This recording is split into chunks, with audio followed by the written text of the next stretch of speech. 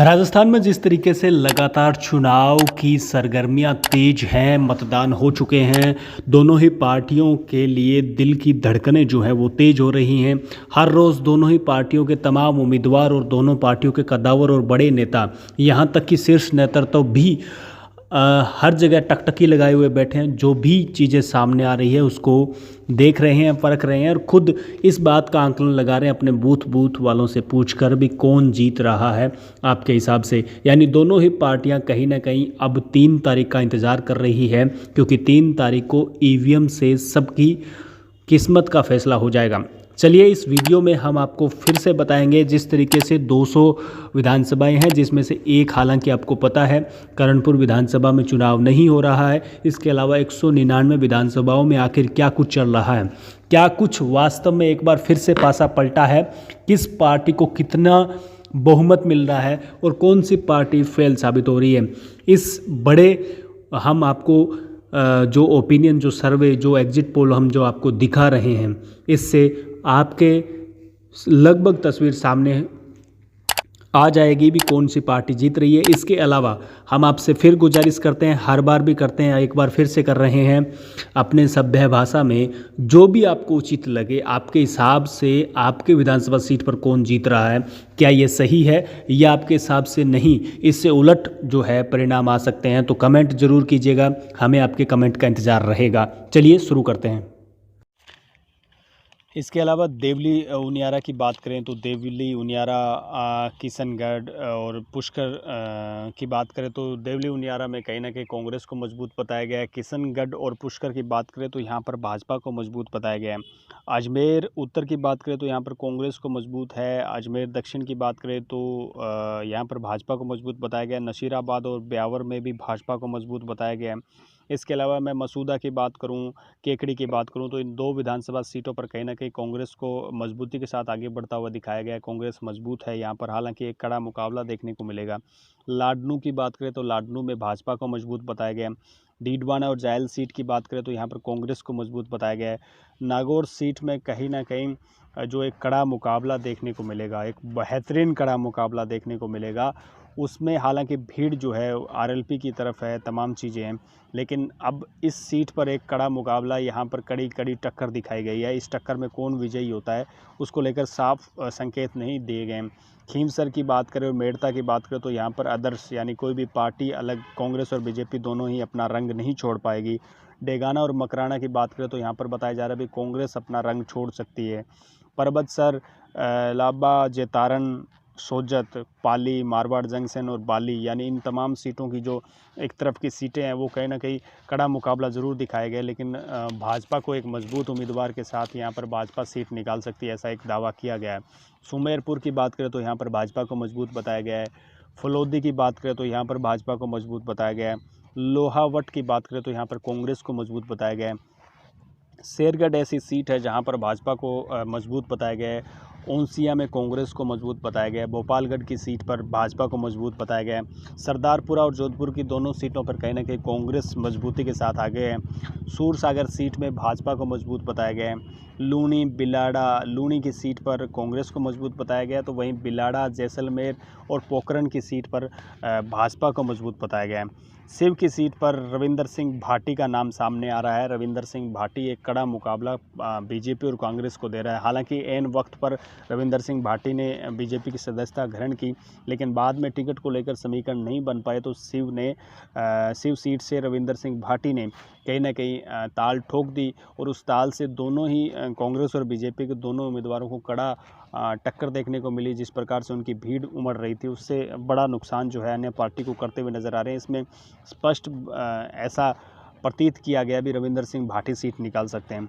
बाड़मेर, बायतुकी और पचपदरा सीट की बात करें तो यहाँ पर कांग्रेस मजबूती के साथ आगे बढ़ रही है। बताया जा रहा है कांग्रेस यहाँ से कहीं ना कहीं मजबूत से आगे निकल सकती हैं।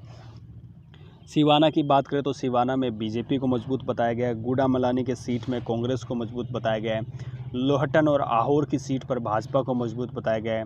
जालोर, भीनमाल और सांचौर की बात करें तो यहाँ पर जो है कांग्रेस को मजबूत बताया गया है। इसके अलावा रानीवाड़ा सीट की अगर मैं बात करूँ तो यहाँ पर भाजपा को मजबूत बताया गया है। सिरोही सीट पर कहीं ना कहीं कांग्रेस को मजबूत बताया गया है।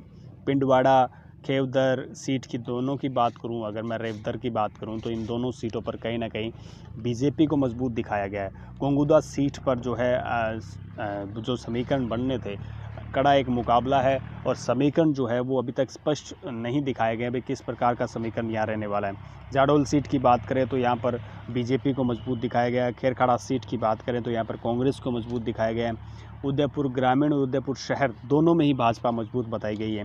मावली सीट और वल्लभनगर सीट पर कहीं ना कहीं कांग्रेस को मजबूत दिखाया गया है। और अगर सलूम्बर सीट की बात करें तो यहाँ पर बीजेपी को मजबूत बताया गया है। दरियाबाद डूंगरपुर सीटों की अगर मैं बात करूं तो यहाँ पर दोनों सीटों पर कहीं ना कहीं कांग्रेस को मजबूत दिखाया गया है। आसपुर की सीट की बात करूं तो यहाँ पर बीजेपी मजबूत है। सांगवाड़ा और 84 सीट की बात करूं तो आदर्श पार्टी, यानी ना यहाँ कांग्रेस ना बीजेपी, आदर्श पार्टी जो है यहाँ पर अपना कमाल फिर से दिखा सकती है। और इसके अलावा घाटोली सीट की बात करूं तो यहाँ पर बीजेपी मजबूत है। गढ़ी सीट की बात करें तो यहाँ पर भाजपा मजबूत है। बांसवाड़ा और बागीदोड़ा सीट की बात करें तो यहाँ पर कहीं ना कहीं कांग्रेस को मजबूत बताया गया है। कुशलगढ़ और कपासन की सीट की बात करें तो यहाँ पर भाजपा को मजबूत बताया गया है। बेगू सीट की बात करें तो यहाँ पर कांग्रेस को मजबूती दिखाई गई है। चित्तौड़गढ़ सीट की बात करें तो यहाँ पर कांग्रेस को मजबूती बताई गई है। निम्बा हेड़ा और बड़ी सादड़ी की बात करें तो यहाँ पर भाजपा को मजबूत बताया गया है। प्रतापगढ़ और भीम की दो ऐसी सीटें जहाँ पर टक्कर है, लेकिन टक्कर के बावजूद ऐसा बताया गया भी इंडियन नेशनल कांग्रेस जो है यहाँ से मजबूती से आगे निकल सकती है। कुंभलगढ़ सीट की बात करूँ, राजसमंद सीट की बात करूँ तो यहाँ पर भाजपा को मजबूत बताया गया है। नाथद्वारा सीट में कहीं ना कहीं कांग्रेस को मजबूती दिखाई गई है। आसीद, बांडल और सहाड़ा सीट की बात करें तो यहाँ पर जो है बीजेपी को मजबूत दिखाया गया है। भी यहाँ से बीजेपी जो है एक मजबूत पार्टी के साथ आगे बढ़ रही है। भीलवाड़ा की बात करें, शाहपुरा की बात करें, जहाजपुर सीट की बात करें तो इन सीटों पर कहीं ना कहीं ऐसा लग रहा है भी कांग्रेस जो है मजबूती के साथ आगे बढ़ सकती है। इसके अलावा अगर मैं मांडलगढ़ सीट की बात करूं तो यहाँ पर बीजेपी को मजबूत बताया गया है। हिंडोली सीट पर कहीं ना कहीं कांग्रेस मजबूत है, यहाँ पर कांग्रेस मजबूती के साथ आगे बढ़ रही है। केशोराय पाटन की बात करें तो यहाँ पर बीजेपी को मजबूत बताया गया है। बूंदी और पिपलादा सीट पर दोनों में ही इंडियन नेशनल कांग्रेस को मजबूत बताया गया है। सागौड़ा सागौद सीट की बात करें तो यहाँ पर बीजेपी को मजबूत बताया गया है। कोटा उत्तर में कहीं ना कहीं कांग्रेस को मजबूत बताया गया है। कोटा दक्षिण में भाजपा मजबूत है। लाडपुरा में कड़ा मुकाबला देखने को मिलेगा, लेकिन कांग्रेस जो है कहीं ना कहीं मजबूती के साथ आगे बढ़ रही है। रामगंज मंडी की बात करें तो रामगंज मंडी में कहीं ना कहीं जो है बीजेपी जो है बड़ी मजबूती के साथ आगे बढ़ रही है। अता सीट की अगर मैं बात करूं, अता सीट में इंडियन नेशनल कांग्रेस आगे है। किशनगंज सीट में भी इंडियन नेशनल कांग्रेस आगे है। 12 अटरू की बात करूं तो यहाँ पर भी कांग्रेस आगे नज़र आ रही है। लेकिन अगर मैं और सीटें मैं आपको बता रहा हूँ, जैसे छबड़ू है, डेग है, जालरा पाटान है, खानपुर है, मनोहर थाना सीट है, ये 5 ऐसी महत्वपूर्ण सीटें हैं जहाँ पर सीधे तौर पर भाजपा की जीत। हम शार्दुल शहर की बात करेंगे। शार्दुल शहर में इंडियन नेशनल कांग्रेस यानी कांग्रेस को बड़ा फ़ायदा मिल सकता है, ऐसा एक सर्वे में बताया गया है। इसके अलावा श्रीगंगानगर सीट की बात करें तो श्रीगंगानगर सीट में बताया जा रहा है भी कांग्रेस जो है बीजेपी के मुकाबले मजबूत है, लेकिन हाँ कांटे की टक्कर दिखाई गई है। दोनों में महज बहुत बड़ा मुकाबला है, लेकिन इस मुकाबले में कहीं ना कहीं ये भी बताया गया है भी इंडियन नेशनल कांग्रेस हल्की लीड लेकर चलेगी और ये लीड जो है कामयाब हो सकती है। वहीं सूरतगढ़ की अगर मैं बात करूँ, सूरतगढ़ विधानसभा क्षेत्र में बताया जा रहा है भी भाजपा का हल्का विरोध है और जो कांग्रेस की जो उम्मीदवार है उन दोनों में हालांकि कांटे की टक्कर है, लेकिन यहाँ पर भी बताया जा रहा है भी कांग्रेस जो है कहीं ना कहीं जिस प्रकार से गारंटियों की बात करें या तमाम चीज़ों की बात करें तो लोग थोड़े से ऐसा लग रहा है जैसे कांग्रेस के फेवर में चल रहे हो, तो इसमें कहीं ना कहीं कांग्रेस को फ़ायदा हो सकता है। रायसेनगर सीट की बात करें तो वहाँ पर बलबीर सिंह लूथरा पहले थे, अब की बार एक बार फिर से जो है एक नया उम्मीदवार कांग्रेस की तरफ से सोहन नाइक को भरोसा जताया गया था। दोनों में कांटे की टक्कर है। इसके अलावा सबसे बड़ी बात बता दूं, रायसेनगर में सीपीआईएम के शोपत मेघवाल भी ज़बरदस्त टक्कर दे रहे हैं। इन तीनों का कड़ा मुकाबला है, त्रिकोणीय एक संघर्ष है। इन त्रिकोणीय संघर्ष में बताया जा रहा है बीजेपी जो है वो कहीं ना कहीं भारी साबित हो सकती है। हालांकि सोहन नाइक ने जब भी चुनाव लड़ा है उन्होंने निर्दलीय भी अच्छे खासे वोट लेकर गए हैं, तो वो उन्होंने जीत के अंतर को भी दूसरों के कम किया और एक कांटे की टक्कर में भी तब्दील किया। लेकिन अब की बार ऐसा लग रहा है जैसे अगला स्रोतों की बात करें तो टक्कर में कहीं ना कहीं शोपत एक बार फिर पिछड़ सकते हैं, सोहन नाइक पिछड़ सकते हैं, भाजपा को जो है यहाँ से फ़ायदा मिल सकता है। अनूपगढ़ की बात करें तो अनूपगढ़ में अब की बार नया समीकरण खेला गया था, उस समीकरण में भाजपा कामयाब होती हुई नज़र आ रही है। संगरिया की बात करें तो संगरिया में अभिमन्यु पूनिया है। अभिमन्यु पूनिया के अलावा भाजपा की तरफ से गुरदीप शाहपिणी दोबारा रिपीट करने की सोच रहे हैं, हालांकि उनका दावा भी है।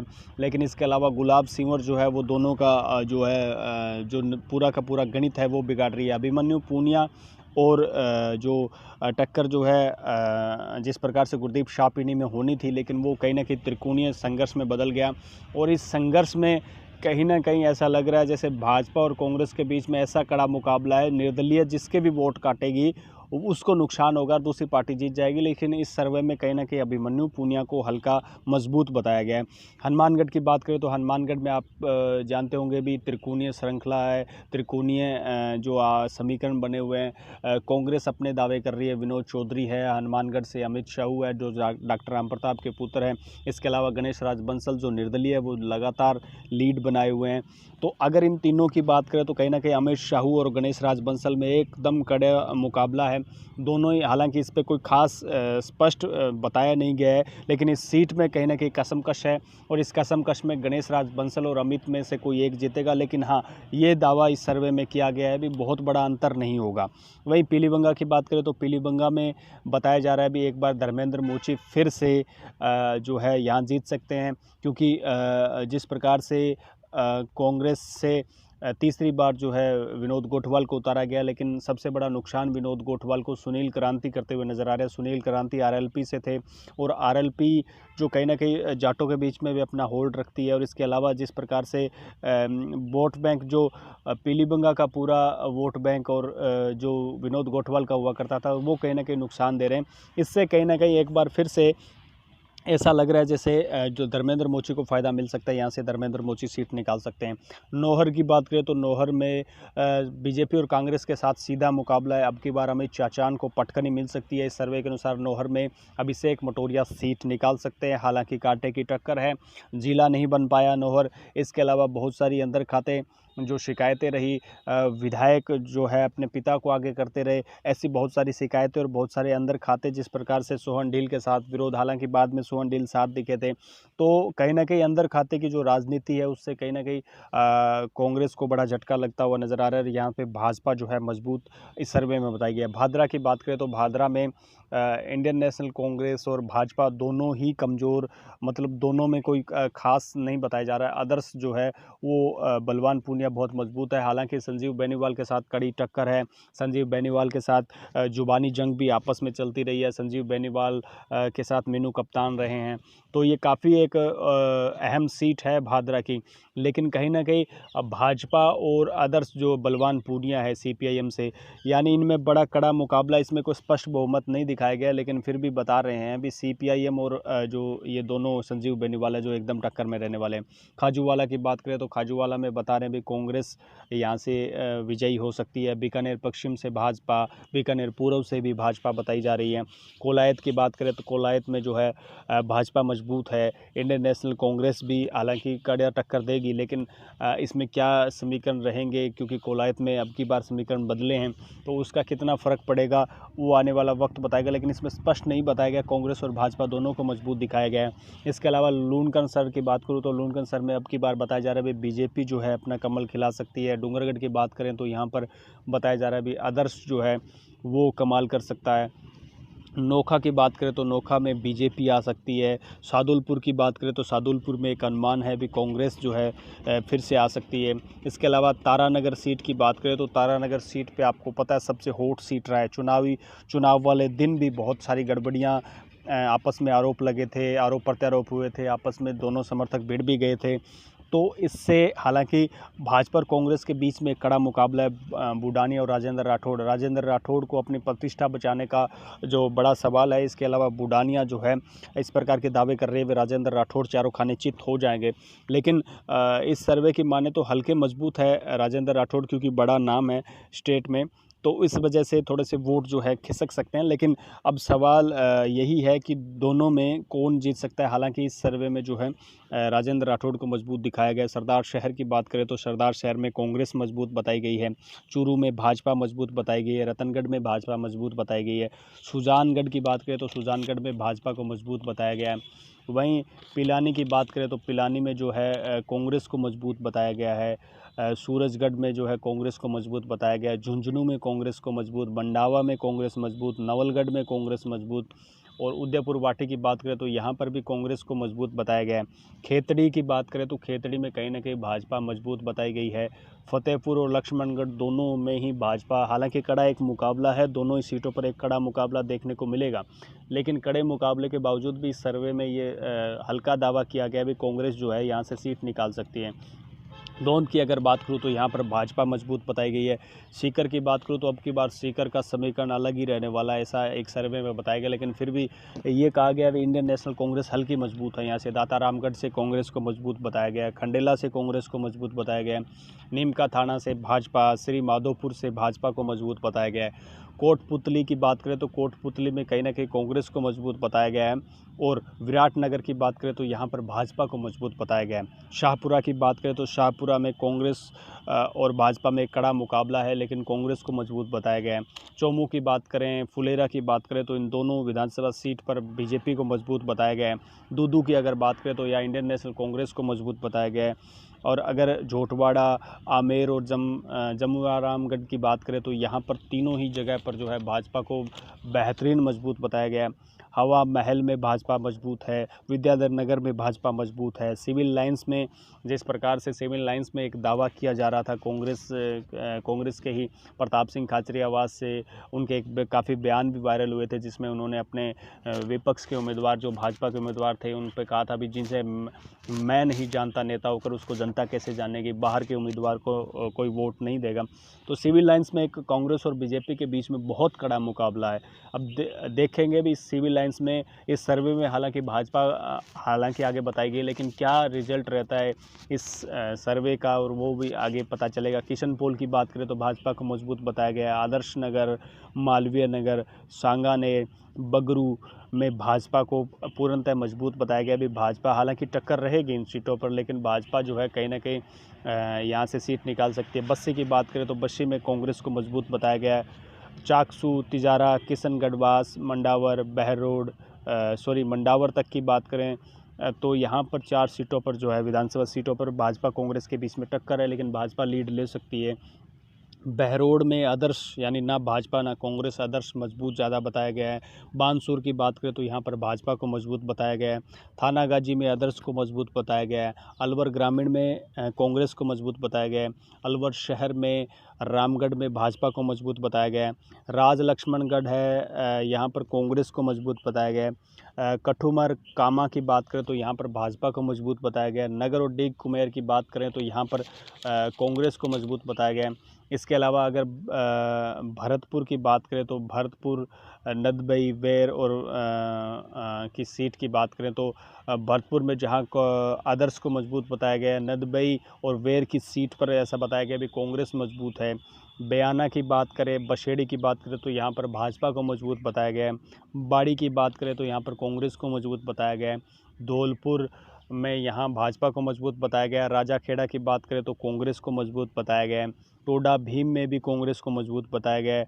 हिंडौन और करौली में कहीं ना कहीं भाजपा मजबूती से आगे बढ़ रही है। यहाँ पर हालांकि टक्कर है, लेकिन फिर भी भाजपा को मजबूत बताया गया है। स्पाट्रा सीट की या बांदीकुई में इस सीट में जो है कहीं ना कहीं कांग्रेस और बांदीकुई में भाजपा मजबूत है।